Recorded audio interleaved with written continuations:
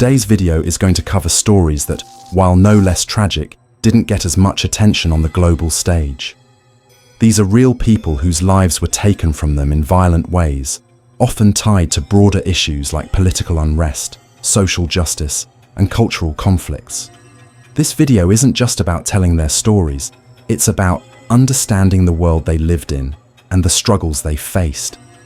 Our first case involves Giulio Regeni, a 28-year-old Italian doctoral student who was brutally murdered while conducting research in Egypt. Regeni was a student at the University of Cambridge, researching labor unions in Egypt, a highly sensitive topic under the oppressive regime of President Abdel Fattah el-Sisi. In January 2016, Giulio disappeared in Cairo, and his mutilated body was found days later on the side of the road. Regeni's body bore the marks of torture, leading many to suspect Egyptian security forces were involved. Despite widespread suspicion and mounting evidence, Egyptian authorities denied responsibility, offering a series of implausible explanations for his death. Separate investigations conducted by Italy and Egypt reached differing conclusions. Egyptian prosecutors initially suggested a traffic accident and later blamed it on a gang whose members were killed in a shootout with police. Italy has rejected these theories and accused Egyptian authorities of misdirection. Italian investigators sent to Cairo were prevented from fully cooperating with the Egyptian team and were given CCTV footage with unexplained gaps. Diplomatic relations between the two countries were severed for a year and a half after Italy pointed the finger at Egypt's National Security Service. Italian prosecutors have reconstructed the theory that Regeni was under surveillance when he was abducted by Egyptian security forces, likely due to his research and leftist associations, and was mistaken for a spy. The Egyptian government admitted to placing Regeni under surveillance in 2016. In 2018, Italian prosecutors named 4 Egyptian security officials as suspects. In December 2020, Egyptian prosecutors cleared the 4 suspects of any responsibility in Regeni's murder. A 2021 trial in Italy against Regeni's killers was shelved because prosecutors failed to inform the suspects about the proceedings against them. Last September, the Italian Constitutional Court ruled that the case could proceed even without the suspects present. The new trial opened in Rome on February 20th, 2024 and was adjourned to March 18th. The alleged involvement of national security officials means the killing could be traced back to the government of Egyptian President al-Sisi. President al-Sisi, former Italian Prime Minister Matteo Renzi and others have been summoned to testify at the trial in Rome. So far, no one has been arrested for the murder of Giulio Regeni.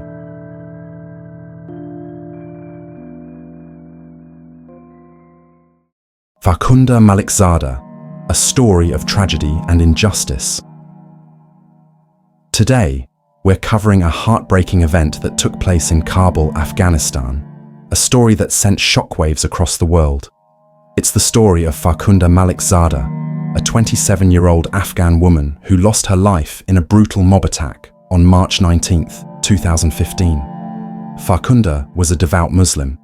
She had just finished her studies in religious education and was preparing to become a teacher.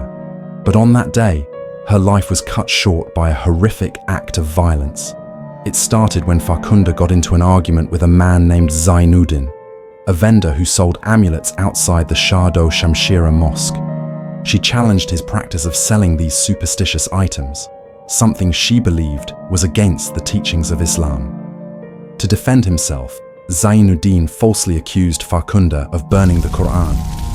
In a place where blasphemy is considered a grave offense, this accusation immediately drew a crowd. People were furious, and soon Farkhunda was surrounded. What happened next was horrifying. The mob dragged Farkhunda into the street and began beating her. They used stones, wooden planks, anything they could find. The police tried to step in, but they were outnumbered and overwhelmed. At one point, officers even took Farkhunda to the roof of the mosque to try and protect her. But the crowd didn't stop. They stormed the building, dragged her back down, and continued the attack. They ran her over with a car, dragged her body through the street, and then set her on fire. all while chanting, Allahu Akbar. Afterward, some officials initially praised the mob for what they thought was a defense of Islam. But then, the truth came out. Farkhunda never burned the Quran. The accusation was completely false. It had all been a lie to silence her. This revelation sparked outrage. Protests erupted across Kabul as people demanded justice for Farkhunda. Her murder became a symbol of the oppression and violence faced by women in Afghanistan. In response to public pressure, 49 people were arrested. 4 were sentenced to death, while others received long prison terms. But later, those death sentences were overturned, and the prison sentences were reduced. Though some justice was served, many felt it wasn't enough. The case raised serious questions about the treatment of women in Afghan society, mob violence, and the failure of law enforcement. In a powerful act of defiance against tradition, women carried Farkhunda's coffin to her grave, something typically reserved for men in Afghan culture.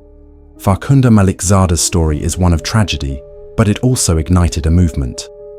A memorial was built in her honor in Kabul, and her death continues to inspire those fighting for women's rights and justice in Afghanistan. Her murder is a reminder of the dangers of mob rule and false accusations. Farkhunda didn't burn the Quran, but she was still burned by a system that let her down. Let this story serve as a reminder of the importance of truth, justice, and human rights, no matter where in the world we are. Now it's time for the story of Natalia Estemirova, a courageous human rights activist whose life was tragically cut short. Her work in Chechnya exposed some of the worst human rights abuses, and her murder remains unsolved to this day. Natalia Estemirova was born on February 28, 1958, in the Sverdlovsk region of Russia. She had both Russian and Chechen roots, and from an early age, she dedicated herself to the defense of human rights. Working with the organization Memorial, Natalia focused on documenting kidnappings, unlawful detentions, and other abuses in Chechnya. She didn't just write reports, she visited detention centers and spoke directly with families of the victims, determined to expose the truth. Her work didn't go unnoticed. Natalia received several prestigious awards for her activism. In 2004, she won the Right Livelihood Award, followed by the Robert Schuman Medal in 2005, and in 2007, she was honored with the Anna Politkovskaya Award. These accolades highlight her dedication to speaking truth to power. But on the morning of July 15, 2009, tragedy struck. Natalia was abducted near her home in Grozny at 8:30 a.m. Witnesses heard her cries for help as she was forced into a car. Hours later, her body was found with gunshot wounds to the head and chest, discarded in a forest in Ingushetia. Despite an order from then Russian President Dmitry Medvedev for a high-level investigation, justice was never served. Natalia's colleagues at Memorial, including Oleg Orlov, accused Chechen President Ramzan Kadyrov of being involved, claiming he had threatened her before her murder. Kadyrov denied the allegations and filed a defamation suit against Memorial. The official investigation pinned the blame on a Chechen rebel, Alkazur Bashayev. But both Memorial and the independent newspaper Novaya Gazeta found the evidence questionable. They pointed to inconsistencies in DNA analysis and suggested that Bashayev's alleged death might have been faked. Many believe that the investigation was nothing more than a cover-up to protect powerful individuals. Though her life was tragically cut short, Natalia Estemirova's legacy lives on. In 2013, the civil rights defenders launched the Natalia Project, named in her honor. This project acts as a global alert system for human rights defenders, enabling them to send distress signals if they are in danger. It stands as a reminder of Natalia's bravery and the ongoing struggle for justice. Now we're diving into the life of Berta Cáceres, a courageous indigenous activist from Honduras, whose relentless fight for the environment and human rights cost her life. Let's talk about her legacy, her fight, and the tragic story of her assassination. Berta Cáceres was a Lenca indigenous woman and a fierce defender of human rights from Honduras. For over 20 years, she stood at the forefront of defending her people's land and rights. In 1993, Berta co-founded the Civic Council of Popular and Indigenous Organizations of Honduras, also known as COPIN. This organization fought against illegal logging and harmful megaprojects that threatened indigenous communities and the environment.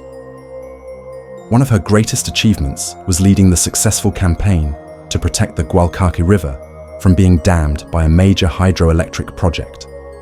The river holds spiritual significance for the Lenca people and is essential to their survival.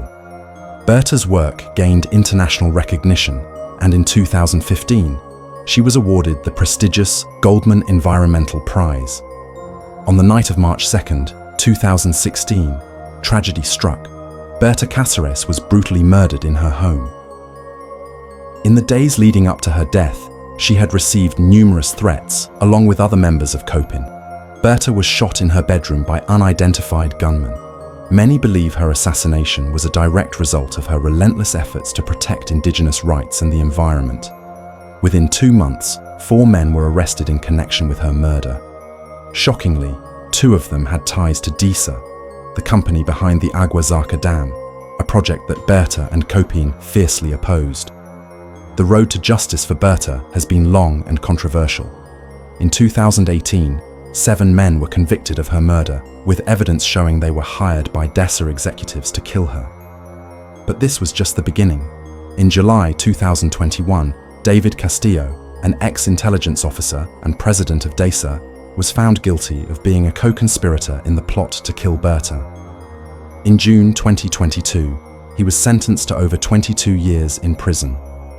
However, the case is far from over. The family of Berta Cáceres and human rights advocates believe that the true masterminds behind her assassination, wealthy elites and powerful political figures, have yet to face justice.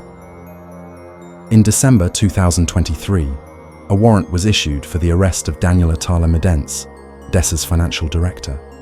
His whereabouts remain unknown. The answer lies in her fight against the Agua Zarca hydroelectric project.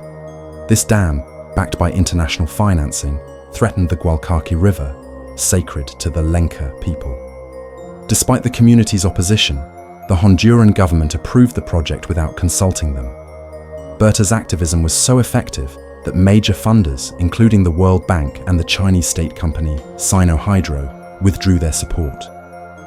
But this didn't come without a cost. Berta, along with other activists, became targets of harassment, death threats, and violence by private security forces and paramilitary groups.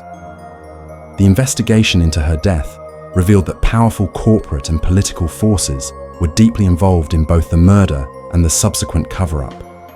The Agua Zarca project had backing from several international institutions. These included the Dutch Development Bank FMO, the Finnish Development Fund FinFund, and initially, the World Bank. Berta's activism eventually led Sinohydro, the world's largest dam builder, and the World Bank to withdraw their support. Despite this victory, the powerful interests behind the project were determined to silence her, and that's what ultimately led to her assassination.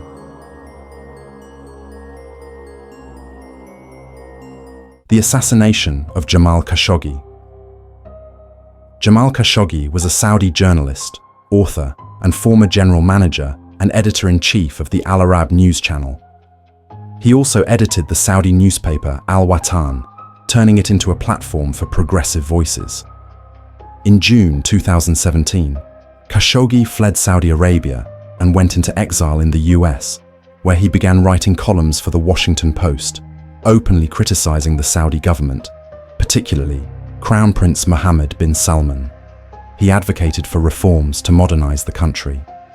On October 2nd, 2018, Khashoggi was assassinated by Saudi agents inside the Saudi consulate in Istanbul. A team of 15 operatives ambushed Khashoggi, strangled him, and dismembered his body. To this day, his remains have never been found. The Turkish government, which had secretly bugged the consulate, captured the journalist's final moments in audio recordings. Subsequent investigations revealed that the Saudi government tried to cover up the murder. The recordings and evidence collected pointed to the premeditated nature of the crime. Several members of the team involved were directly connected to Crown Prince Mohammed bin Salman. Despite this, Saudi authorities denied any involvement of the prince in the assassination. In January 2019, the trial of 11 suspects began in Saudi Arabia. By December of that year, 5 defendants were sentenced to death, but these verdicts were criticized by international organizations. Among those involved, high-ranking Saudi officials like Saud al-Qahtani and Ahmed al-Asiri were acquitted. The death sentences of the 5 defendants were later overturned after Khashoggi's sons pardoned them in 2020.